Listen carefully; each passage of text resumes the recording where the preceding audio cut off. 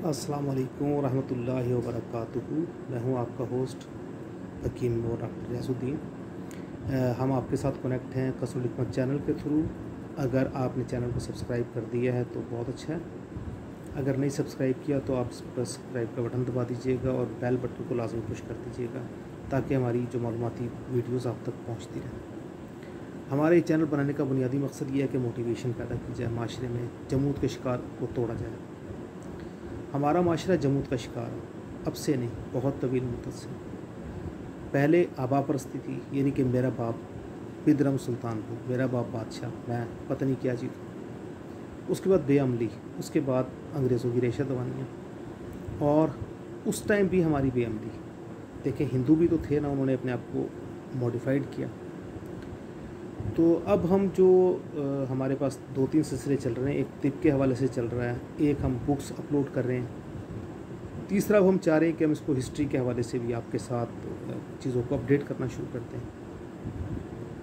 हमारे बहुत सारे साथी बहुत सारे सवालात करते हैं, और बहुत सारे सवालात इंजीनियर मोहम्मद अली मिर्ज़ा साहब की वजह से ही पैदा हुए। इंजीनियर मिर्ज़ा मोहम्मद अली साहब के लिए हमने एक इस्लाही वीडियो रिकॉर्ड भी की थी, जिसमें हमने उनसे दरख्वास्त की थी कि थोड़ा सा मोहब्बत से मामलात को लेके चलें, हाथ को हौला रखा जाए, क्योंकि बाज़ औक़ात सच बोलना भी झूठ के बराबर होता है।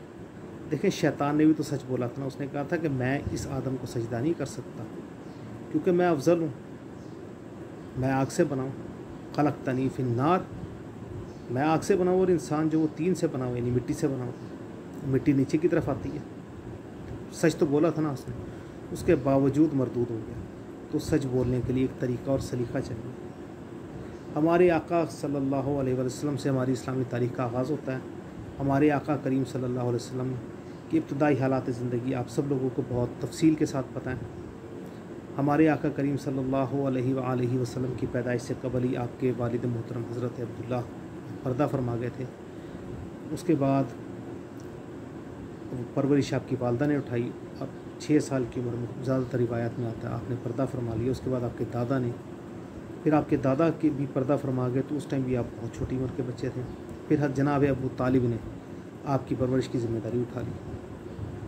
अब यहाँ पर शिया और सुन्नी मौरखीन का इख्तलाफ आता है। शिया कहते हैं कि अबू तालिब बहुत अमीर आदमी थे, और सुन्नी मौरखीन कहते हैं कि आपकी अयालदारी ज़्यादा थी, और आप क्योंकि बनु हाशिम एक फ़याज़ कबीला था और हुज्जाज कराम की खिदमत में पेश रहता था, तो माली एतबार से कमज़ोर थे।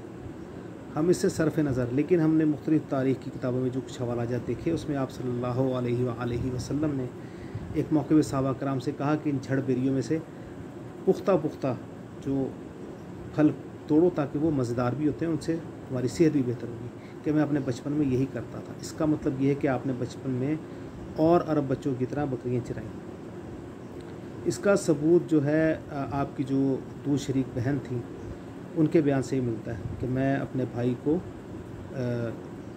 जब बकरियों के साथ लेकर जाती थी, तो फिर बकरियाँ मेरे से ज़्यादा दूर नहीं जाती थी, वो मेरे भाई के आसपास ही आके बैठ जाती थी, और एक बादल मेरे सर पर साया फगा रहता था, जिससे मुझे गर्मी और धूप का एहसास नहीं रहता था। ये उस वक्त की बात है जब आप यसरब यानी कि मदीना में थे, या मक्का से दूर थे, जब आपको हलीमा सादिया दूध पिलाने के लिए, रज़ात के लिए देहाती इलाके की तरफ लेकर गई थी।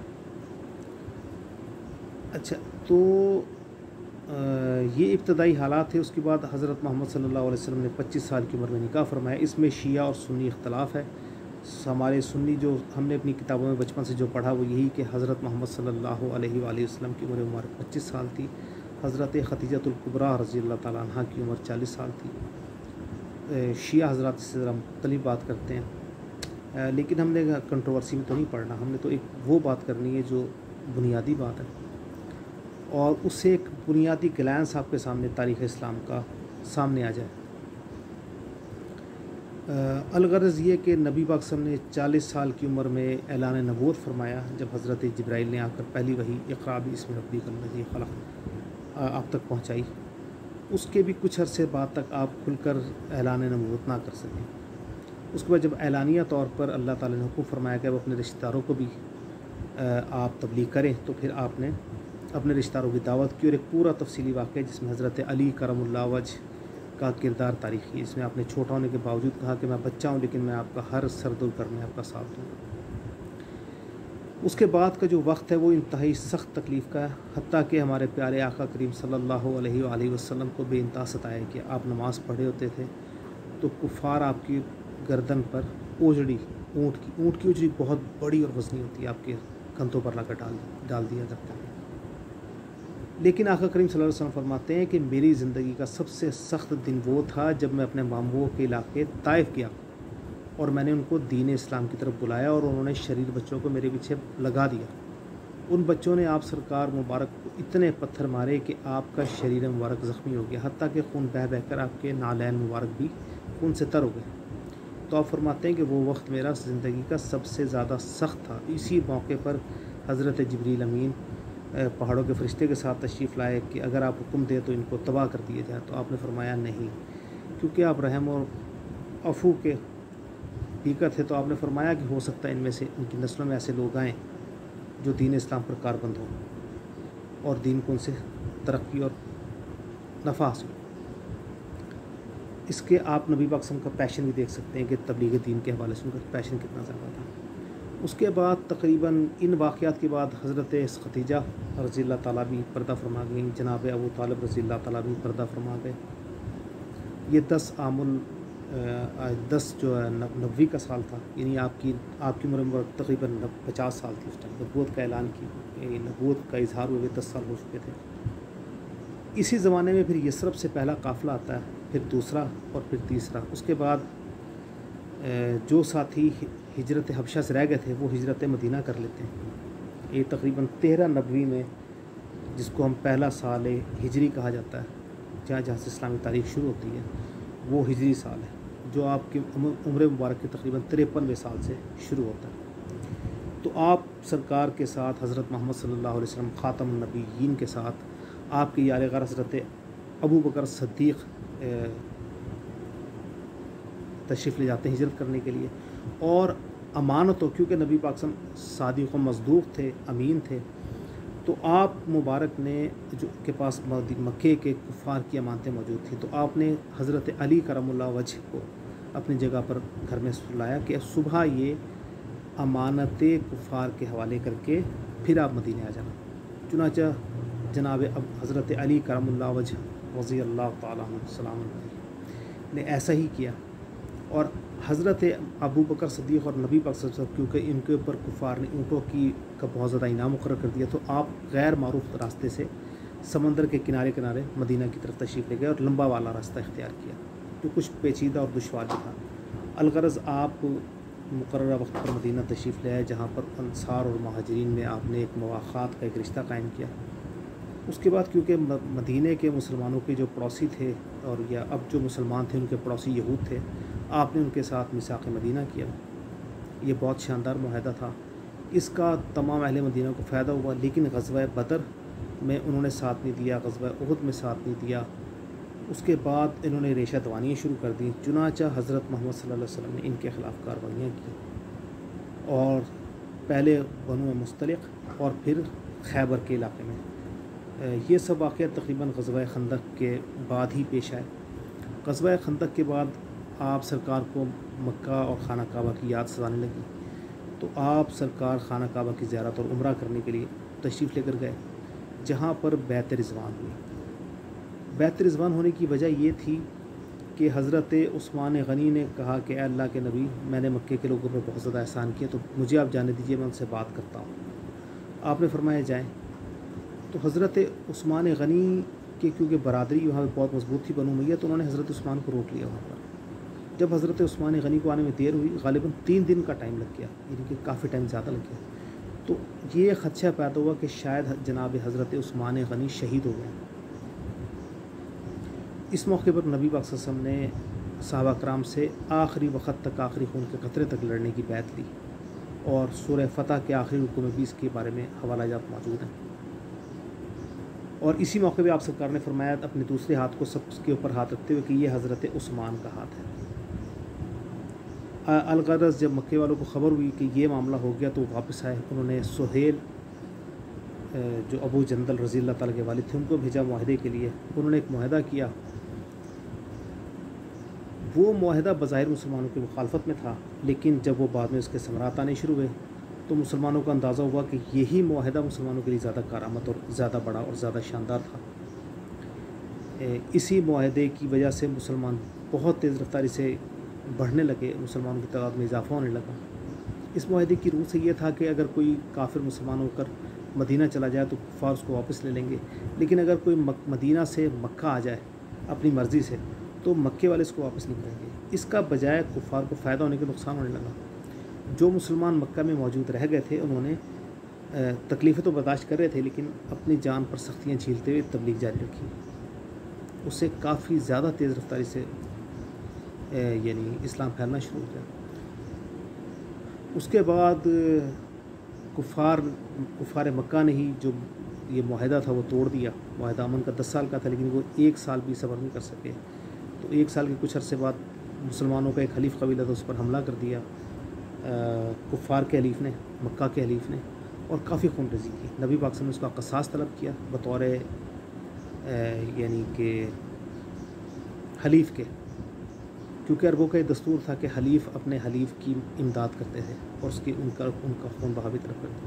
کفار نے کہا جی ہم اس معاہدے کی پاسداری نہیں کریں گے اور اس معاہدوں کو پاڑ دیا۔ نبی پاک صلی اللہ علیہ وسلم نے اب ایک بڑے لشکر کے ساتھ مکے پر حملہ کرنے کی تیاری کی اور راتوں رات مکہ پہنچ گئے۔ جب آپ مکہ کے بالکل نوائیں پہنچ گئے تو کفار کو اندازہ ہوا کہ یہ تو ایک بہت بڑا لشکر آ گیا جس کا مقابلہ نہیں کر سکتے۔ اب ان کے دل تو نرم ہو ہی چکے تھے۔ پچھلے 2 سال کی مسلمانوں نے جو اذیت برداشت کر کے مکہ میں رہ کر جو تبلیغ کی تھی اس کے اثرات نظر آنے شروع ہوئے تھے۔ تقریباً نیم دلی سے کچھ لوگ پورے دل سے مسلمان ہونے کے لیے تیار تھے۔ اب جو یہ قافلہ آیا اور نبی پاک صلی اللہ علیہ وسلم نے عام معافی کا اعلان کیا تو لوگ جوق در جوق مسلمان ہونا شروع ہو گئے۔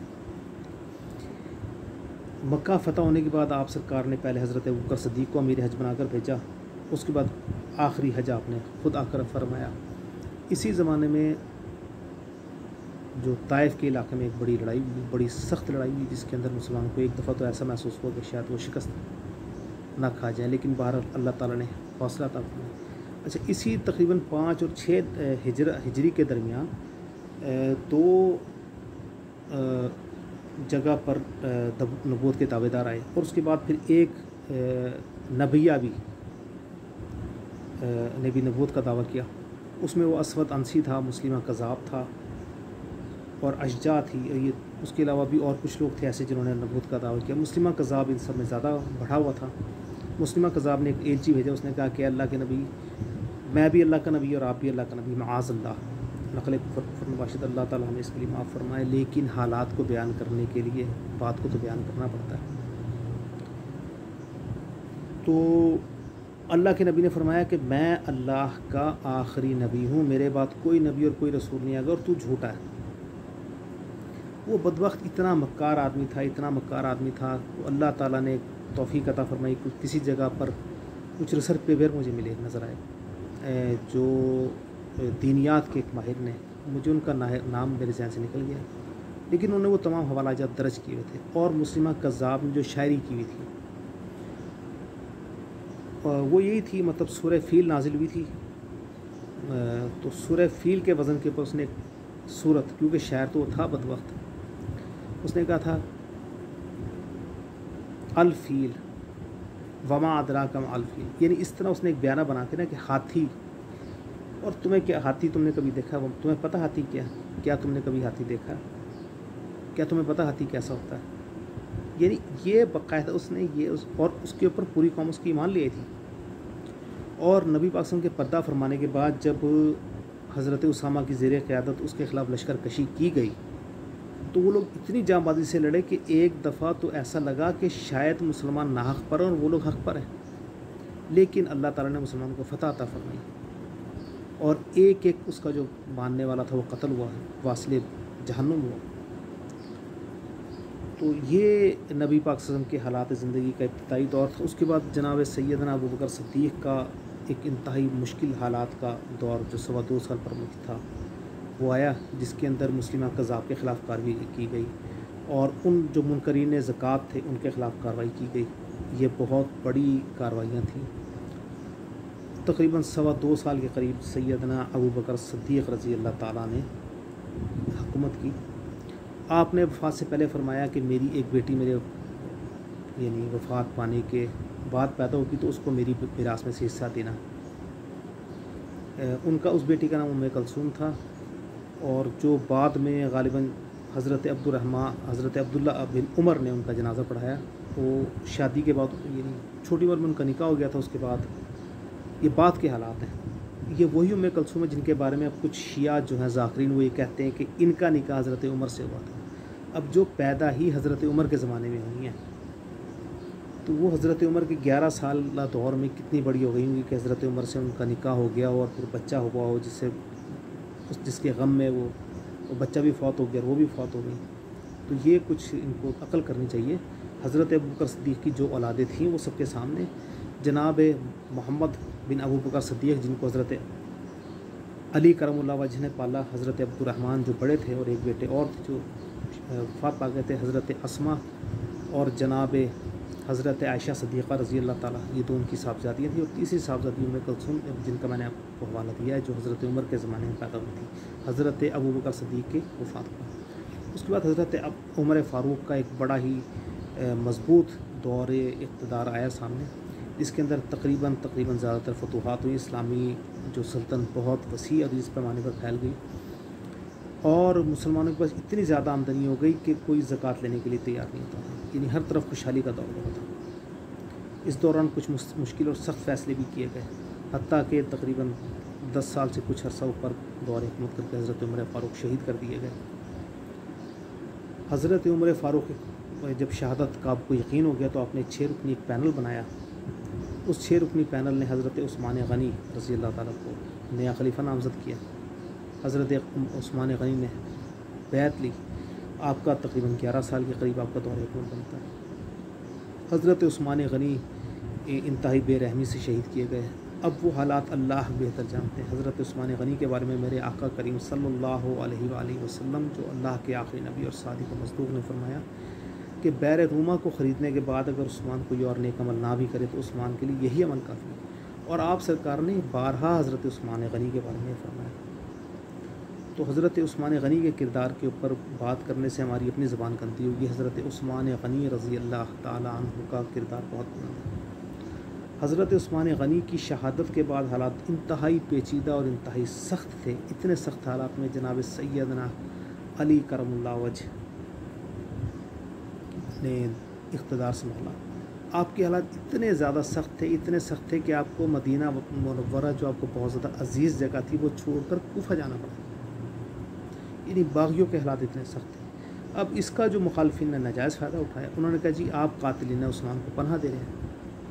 تو حضرت علی کرم اللہ وجہ نے کہا بھائی میں اگر پناہ دے رہا ہوں تو تم آ کر ان سے انتقام لے لو، بدلہ لے لو، مار دو، قتل کر دو. لیکن وہ بات ٹل گئی. لیکن اس کی جگہ پر انہی غلط فہمیوں کی بنیاد پر حضرت زبیر جو حضرت نبی پاک صلی اللہ علیہ وسلم کی حضرت صفیہ کے صاحبزادے تھے، حضرت طلحہ اور حضرت عائشہ صدیقہ وغیرہ نے ایک لشکر لیا اور قاتلان عثمان کے قصاص کے لیے نکلے. حضرت علی کرم اللہ وجہ سے ان کا مقابلہ ہوا اور ظاہر حضرت علی کرم اللہ وجہ کے ہاتھ پر اللہ تعالیٰ نے فتح رکھی. آپ کامیاب رہے. آپ نے عزت و اکرام سے حضرت عائشہ صدیقہ رضی اللہ تعالیٰ کو مدینہ واپس پہنچایا. جنگ کے دوران کسی وجوہات کی بنا پر حضرت طلحہ اور حضرت زبیر جیسے جلیل القدر صحابہ کرام شہید کر دیے گئے. اس کے بعد حضرت معاویہ رضی اللہ تعالیٰ کے ساتھ معاملہ پیش آیا. اب یہاں پر امت کا توڑ پیدا ہونا شروع ہوا. جناب امیر معاویہ رضی اللہ تعالیٰ کے ساتھ جو صحابہ کرام تھے وہ بنو امیہ کے لوگ تھے. وہ کافی زیادہ زیرک اور پڑھے لکھے تھے. جب جنگ ہوئی تو جنگ کے ابتدا میں ہی حضرت علی کرم اللہ وجہ کا پلڑا بھاری تر فتح ان کے ہی ہاتھ پر تھی.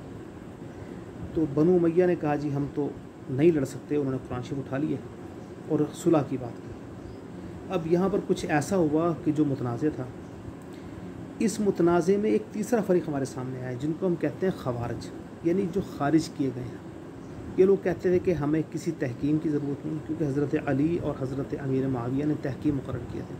ادھر کچھ غلط فہمی ہوئی. وہ ایک ایسا کنٹروورشل موضوع ہے کہ جس پر ہم بات نہیں کریں گے. اصل میں ہم مختصر طور پر اسلامی تاریخ کو دہرانا چاہ رہے ہیں تاکہ جو نیٹ پر بے انتہا جھوٹی سچی باتیں اور واقعات مشتہر ہیں ان سے تو جان چھڑائی جائے نا.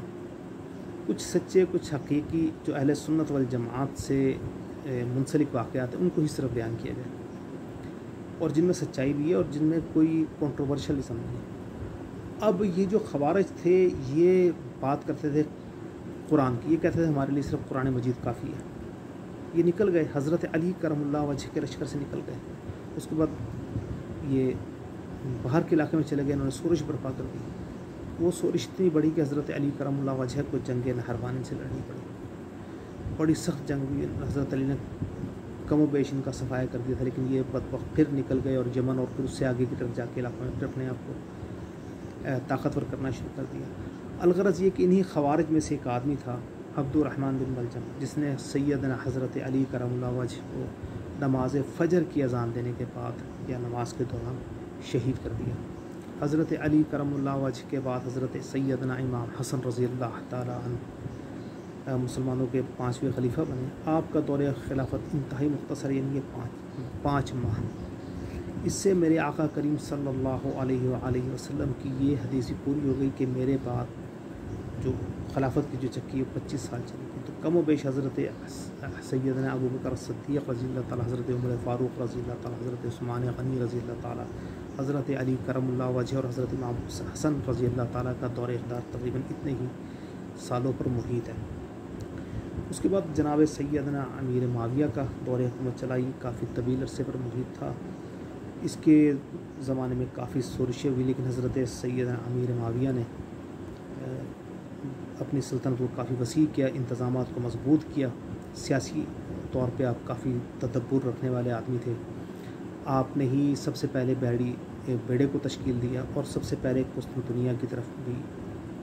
اچھا، کچھ لوگ اس پر اختلاف کرتے ہیں، کچھ لوگ کہتے ہیں کہ اس سے پہلے بھی ایک لشکر قسطنطنیہ کی فتح کے لیے کیا تھا، لیکن بہرحال حضرت امیر معاویہ کے زمانے میں بھی ایک لشکر جس کی قیادت یزید کر رہا تھا وہ کیا۔ حضرت علی کرم اللہ وجہ کے بعد حضرت امام حسن اور حضرت امام حسن کے بعد ایک طویل دور اقتدار حضرت امیر معاویہ کا، تو تقریباً 59 ہجری کے آس پاس یا 60 ہجری کے آس پاس امیر معاویہ بھی پردہ فرما گئے۔ اس کے بعد یزید بادشاہ بنا۔ یزید کا کم و بیش 2-2.5 سال کا دور اقتدار ہے۔ یزید کے دور میں ہی وہ تمام برے واقعات پیش آئے جو اسلامی تاریخ پر ایک بدنما داغ ہے۔ سیدنا امام حسین عالی مقام کی شہادت کا واقعہ اسی اس میں دور میں پیش آیا، اور مکہ شریف پر چڑھائی بھی، لیکن کیونکہ یزید فوت ہو گیا تھا وہ رک گئی، لیکن واقعہ حرہ اس سے بھی بدترین ایک شکل تھی۔ حضرت امام حسین عالی مقام کی شہادت کے بعد مدینہ والوں نے بیعت کو توڑ دیا۔ اس بیعت کو توڑنے کا انتقام لینے کے لیے یزید نے مدینہ شریف پر حملے کا حکم دیا۔ مدینہ شریف کو تاراج کر دیا گیا۔ 3 دن کے لیے مدینہ شریف کو فوجیوں کے حوالے کر دیا گیا۔ وہ 3 دن ایسے تھے کہ مدینہ المنورہ شریف میں مسجد نبوی کے اندر 3 دن اذانیں نہیں ہوئی۔ ایک تابعی حضرت سعید بن مسیب رحمۃ اللہ علیہ فرماتے ہیں کہ میں مدینہ شریف میں ہوتا تھا اور میں اذان دیتا تھا اور میں اکیلا مسجد میں ہوتا تھا۔ تو حضرت سعید بن مسیب بھی اسی ابتلا میں ان کے بعد کے حالات میں شہید کر دیے گئے۔ تو انتہائی ابتلائی تاریخ دان مورخین بتاتے ہیں کہ کم از کم 7000 کنواری لڑکیاں حاملہ ہوئیں اس ظلم کی وجہ سے۔ کتنا بڑا ظلم عظیم تھا۔ تو اللہ ہم پر اپنا رحم کرم فرمائے۔ یزید حالات کو، واقعات کو برداشت نہ کیا، واصل بحق ہو گیا، اللہ تعالیٰ اسے معاف فرمائے۔ باقی حالات کو اللہ تعالیٰ ہی بہتر جانتے ہیں۔ یزید کے بعد کچھ دنوں کے لیے اس کا بیٹا بنا، لیکن اس نے خلافت ترک کر دی۔ اس کے بعد حضرت سیدنا عبداللہ بن زبیر، جو زبیر رضی اللہ تعالیٰ کے صاحبزادے تھے اور جو مدینہ میں ہجرت کے بعد پہلے مسلمان صحابی پیدا ہوئے تھے، یہ وہ ہیں۔ نبی پاک صلی اللہ علیہ وسلم نے ان پہ خصوصی التفات، کیونکہ نبی پاک صلی اللہ علیہ وسلم کی بھی حضرت صفیہ کے ہی پوتے تھے، تو بہت محبت تھی۔ حضرت عبداللہ بن زبیر بھی ظاہر امام حسین کے رشتہ دار تھے، تو اس کے قصاص کے بھی طلبگار تھے، اور ظاہر اس بات کے بھی طلبگار تھے کہ بھی اب قریش میں سے نبی پاک صلی اللہ علیہ وسلم کا قریبی رشتہ تو میں ہوں، تو خلافت میری طرف بھی منتقل ہو سکتی ہے۔ تو یہ شورش برپا ہو گئی۔ اسی زمانے میں بنو ثقیف کا ایک نوجوان تھا، وہ امام حسین کے قتل کا انتقام لینے کے لیے نکلا، جس کے والد ایک صحابی تھے۔ اب کیونکہ وہ بھی اہل سنت اور اہل جماعت کے درمیان ایک متنازع شخصیت ہے، اس لیے ہم اس کا بھی حوالہ نہیں دیتے، لیکن بہرحال انہوں نے امام حسین کے قاتلین کو چن چن کر ہلاک کر دیا۔ پھر وہ خود بھی شہید ہو گئے۔ عبداللہ بن زبیر اور ان کے بھائیوں نے حجاز اور کافی بڑے علاقے پر کنٹرول حاصل کر لیا، لیکن پھر بنو امیہ کا کیونکہ پورا خاندان ہی حکومت کے ساتھ منسلک تھا اور حضرت امیر معاویہ کے زمانے میں انہوں نے طویل تربیت پائی تھی، تو انہوں نے حالات کو اس طرح قابو کیا کہ حضرت عبداللہ بن زبیر نہت خانہ کعبہ کے اندر شہید کر دیے گئے، اور اس میں خانہ کعبہ کو کافی زیادہ نقصان بھی ہوا، یعنی کہ خانہ کعبہ شہید بھی ہوا۔ پھر آپ کی لاش کو 3 دن کے لیے درخت پر ٹانگ دیا گیا۔ تو یہ وہ حالات اور واقعات تھے جو حضرت محمد صلی اللہ علیہ وسلم کے بعد پیش آئے، نبی پاک صلی اللہ علیہ وسلم کی زندگی کے ابتدائی حالات تھے اور نبی پاک صلی اللہ علیہ وسلم کی زندگی کے بعد بھی پیش آئے۔ یہ وہ واقعات ہیں جن کو انتہائی متنازع بنا کر مسلمانوں میں تفرقہ ڈالنے کی بات کی جاتی ہے۔ تو ہم نے کوشش کی ہے کہ ان حالات کو بلا کم و کاست آپ کے سامنے پیش کیا جائے، اور باقی اللہ تعالیٰ سے ہم ہدایت کے طلبگار ہیں کہ الہی ہماری ان کوششوں کو یا اللہ پاک قبول و منظور فرما لیجیے، ہم پر اپنا خاص رحم و کرم فضل فرما لیجیے، یا اللہ پاک آپ کریم کرم فرما لیجیے، یا اللہ پاک ہماری دعاؤں کو قبول و منظور فرما لیجیے، یا اللہ پاک امت میں اتحاد کی کوشش کر رہے ہیں، اللہ پاک اس کو ثمریاب فرما دیجیے، یا اللہ پاک ہماری دعاؤں کو قبول و منظور فرما لیجیے۔ صلی اللہ تعالیٰ علیہ خیر نور رشید اللہم آمین برحمتک یا ارحم الراحمین۔